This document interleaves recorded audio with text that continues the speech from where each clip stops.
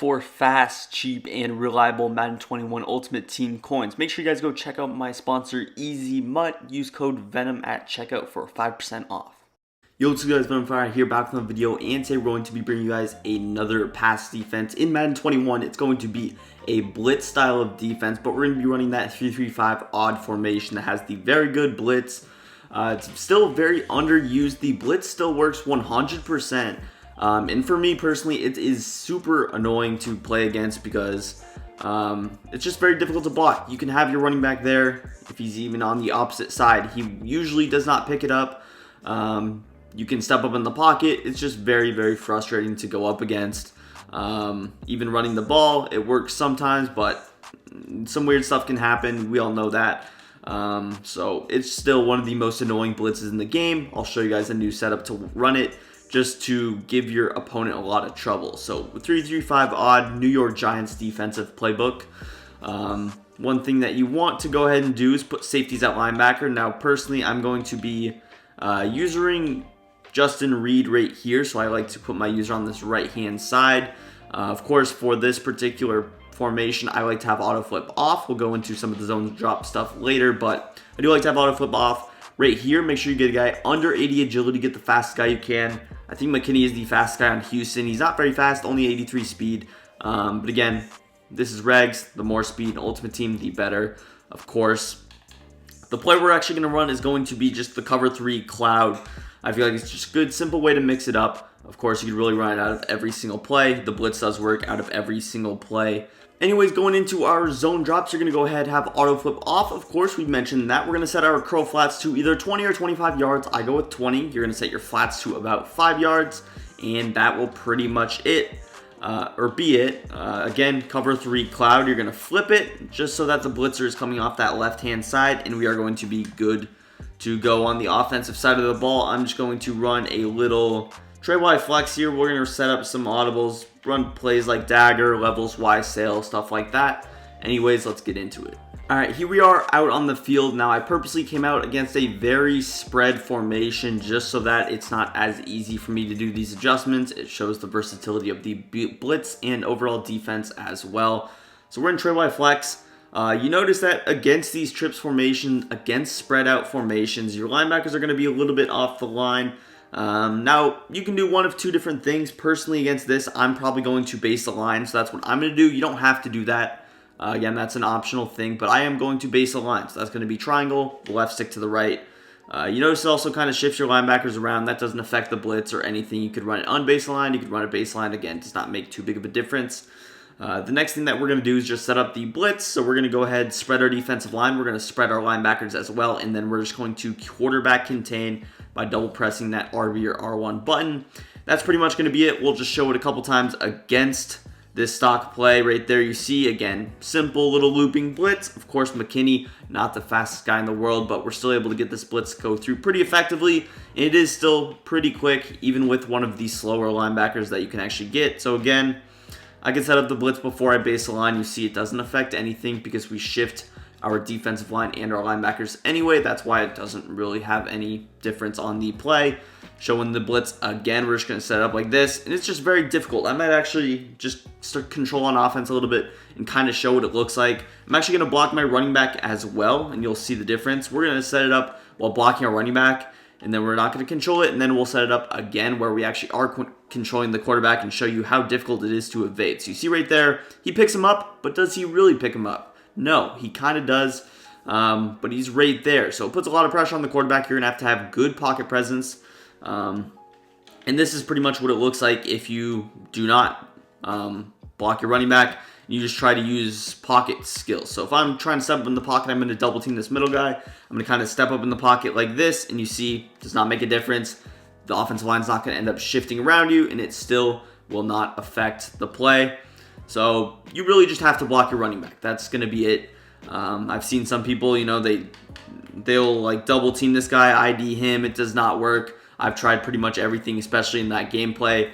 I don't remember which one it was. I know it was one where I had Trevor Lawrence at quarterback, offensive gameplay, but I do not recall which one it was. Might have been like gun tight or gun spread. I think it was probably gun spread. So if you want, you can actually watch me struggle against that blitz live in a gameplay, but Yeah, let's get into the actual backside adjustment. So we're going to base align again, set up our blitz the same way. Now let's go into our backside adjustments. Now we have a cover 3 cloud look. Of course, our flats are at 5 yards, so we're going to have to throw another curl flat on that left-hand side. The guy you want to do is Michael Thomas. This is why I would allow you to not base align, because if you want him a little bit further out there, that would be fine. Again, him being out here is not really going to affect the play because you have a 5-yard flat.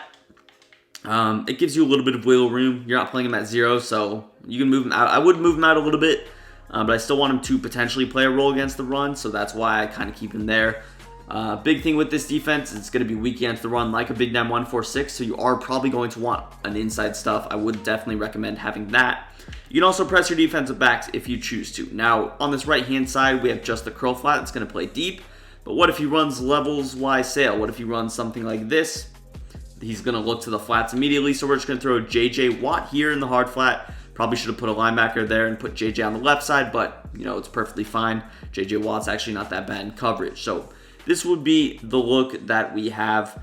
Of course, not bad, just a simple double Mabel defense. And we're going to go a little bit more in depth, get a little bit more advanced even later in the video, but this is pretty much it for now. So we'll go ahead, snap the ball. This is a levels Y sail, and you see coverage is pretty well. Of course, you're not going to have help in the middle of the field, which we will again address a little bit later, but just for a base setup, not super overly complicated. Again, pretty simple. Again, you're just going to put X in a curl flat, B in a hard flat. You can press. You can also shade over the top, and that's pretty much going to be it. If you're going with the baseline press, I would be careful about just this left side.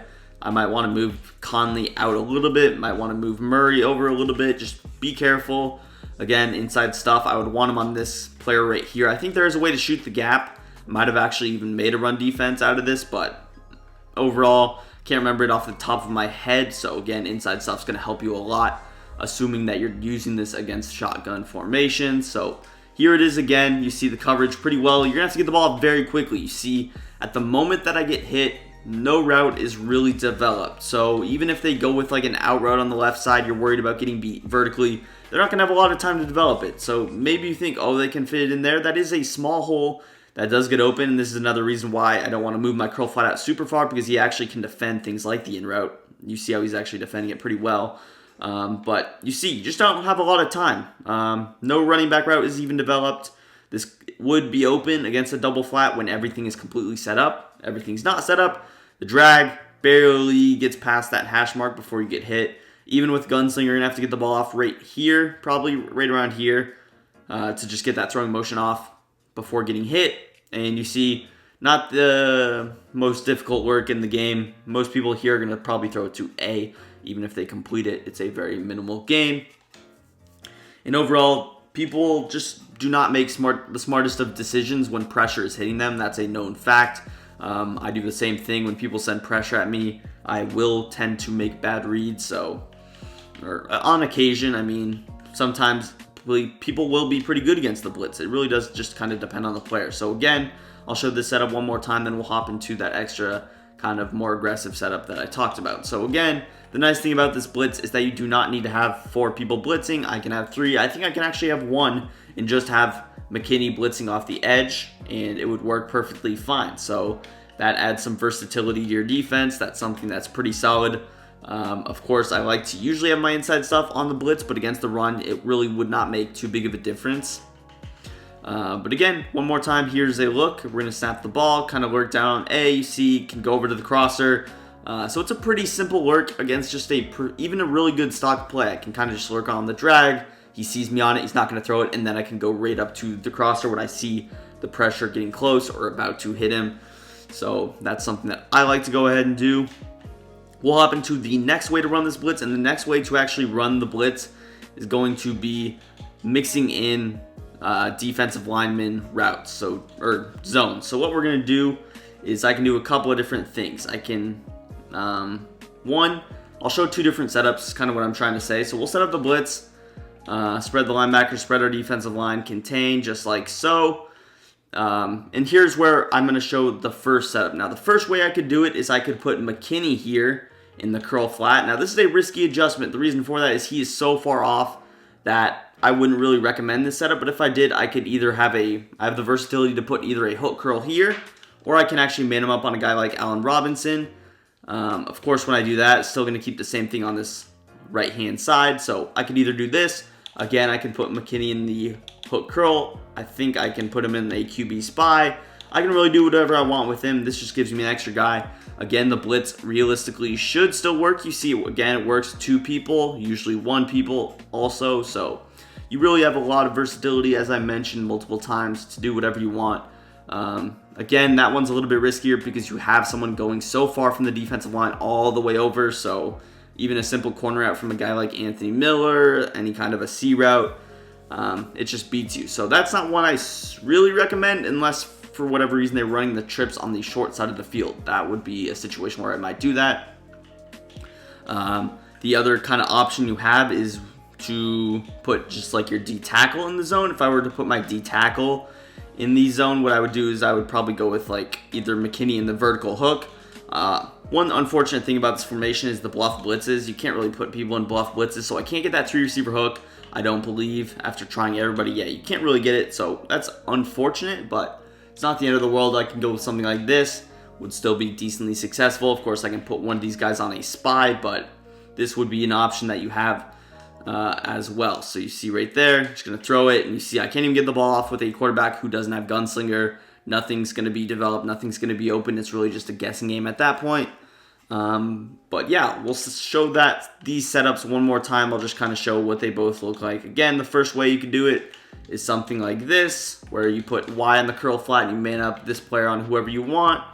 The second way to do it would be to flip it back to the original setup, and then you put Y in the vert hook, or maybe I put A in the vert hook. With A, I can actually put him on either side, so it's pretty cool. If I wanted to use the left right away, maybe I do want to do that. I can put him in a vert hook right, or I could put him in a hook curl right, vert hook curl left, as you see on those left side adjustments. Again, his bluff blitz, for whatever reason, just shows up as this. Not sure what that even is, but and even if I wanted to, I think I can actually man up McKinney. So I guess I can only man him up on RB in this sequence, but I feel like maybe in game you would be able to man him up on other people, but yeah, you guys kind of get the gist. Here, I'll just show a different way to run it, something like this. Again, 2-man rush, not too out of the ordinary. You'll see a good amount of people run 2-man rush stuff. And in this particular setup, I can go from drag, work a little bit on the crosser, and then go back to the backside in route that would be open. Of course, by then, you're expecting your pressure. If he blocks his running back, that's going to be better for you. And sometimes you can go with a complete bluff blitz setup. But overall, it's going to do for the video. If you enjoyed, make sure you go ahead, smack a like on the video. Subscribe to the channel as well down below. Follow me on Twitter. Link will be in the description. And peace. I'm out of here.